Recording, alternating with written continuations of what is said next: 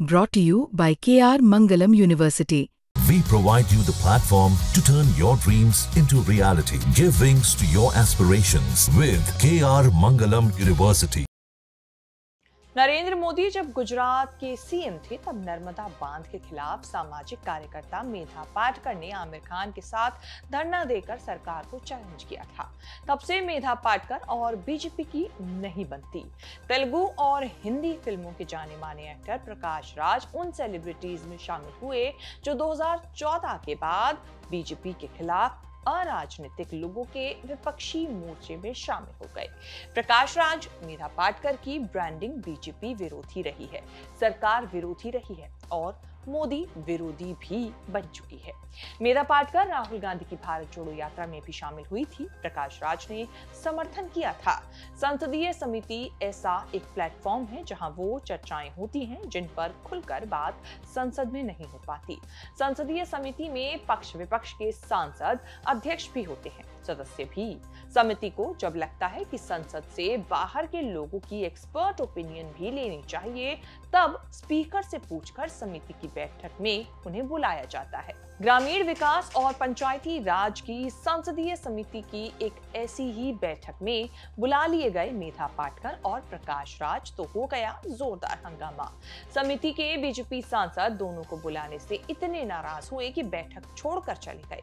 एक दो नहीं, संसदीय समिति के सदस्य पूरे 11 बीजेपी सांसदों ने बगावत कर दी। गुजरात के बीजेपी सांसद पुरुषोत्तम रूपाला ने लीड दी, बाकी सांसदों ने फॉलो किया। जाते जाते मेधा पाटकर प्रकाश राज को देशद्रोही पाकिस्तानी समर्थक बता गए। कहा कि मेधा पाटकर ने एनवायरमेंट एक्टिविज्म के नाम पर 4 राज्यों में विकास के काम रोके और देश हित के खिलाफ काम किए। बीजेपी के 11 सांसदों के चले जाने से समिति की बैठक के लिए जरूरी कोरम पूरा नहीं हो पाया, बैठक स्थगित करनी पड़ी। एनडीए के सहयोगी जेडीएस के नेता पूर्व पीएम एचडी देवगौड़ा भी संसदीय समिति के सदस्य हैं, लेकिन उन्होंने बीजेपी सांसदों का साथ नहीं दिया।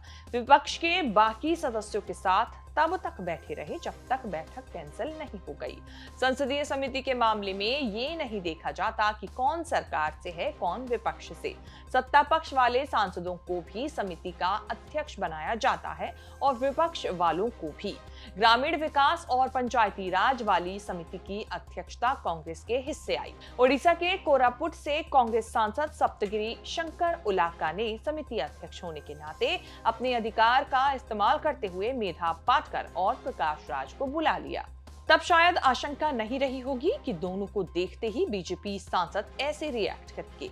बीजेपी सांसदों ने आरोप लगाया कि सप्तगिरी ने उन्हें अंधेरे में रखकर दोनों को बुलाया।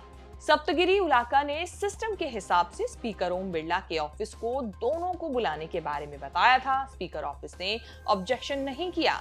उलाका का दावा है कि समिति के सदस्यों को भी पहले से पता था कि दोनों आने वाले हैं, तब किसी ने कुछ नहीं कहा। जब मेधा पाटकर प्रकाश राज सम्मानित एक्सपर्ट बनकर पहुंचे तो सीन क्रिएट हो गया। अब उलाका के सामने चैलेंज ये है कि बैठक नहीं होने से समिति की रिपोर्ट वक्त पर तैयार नहीं हो पाई। ग्रामीण विकास और पंचायती राज की संसदीय समिति की बैठक में 2013 के भूमि अधिग्रहण कानून के दुरुपयोग, मुआवजे, राहत और पुनर्वास जैसे मुद्दों पर बात होनी थी। जमीन के मामले थे, इसीलिए पर्यावरण, वन एवं जलवायु परिवर्तन मंत्रालय, जनजातीय मामले के मंत्रालय समेत एनजीओ से 10 सामाजिक कार्यकर्ताओं को बुलाया गया था। समिति ने मेधा पाटकर को 2013 में यूपीए सरकार के समय बने भूमि अधिग्रहण कानून पर राय जानने के लिए बुलाया था। प्रकाश राज का मामला ये है कि वो सोशल मीडिया पर मोदी सरकार, बीजेपी के खिलाफ लिखते रहते हैं। प्रकाश राज दावा कर चुके हैं कि इसी कारण उन्हें बॉलीवुड में अब काम नहीं मिलता। हालांकि साउथ की फिल्म इंडस्ट्री में उनका एक्टिंग करियर बढ़िया चल रहा है। मेधा पाटकर का मामला जरा बड़ा है।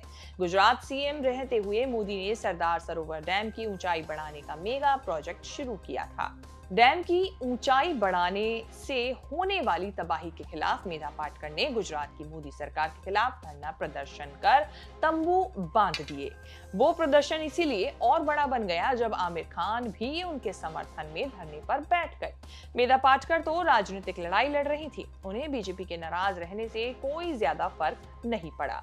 गुजरात में डैम का प्रोजेक्ट भी पूरा कर लिया। मेधा पाटकर को भी एक दिन तंबू समेट कर लौटना पड़ा। आमिर खान स्टारडम की दुनिया में थे। आंदोलन में शामिल होते ही उनकी फना रिलीज हुई तो जोरदार धमाका हुआ। गुजरात से लेकर पूरे देश में आमिर की फिल्म का विरोध हुआ। आमिर खान भी लंबे अरसे से बीजेपी के निशाने पर रहे, लेकिन मामला ठीक अब हो चुका है। इस रिपोर्ट में इतना ही। इस रिपोर्ट को लेकर आपकी क्या राय है, कमेंट सेक्शन में जाके हमें अपनी बात जरूर बताएं और इस तरह की खबरें आगे भी देखने के लिए बने रहें न्यूज़ तक के साथ।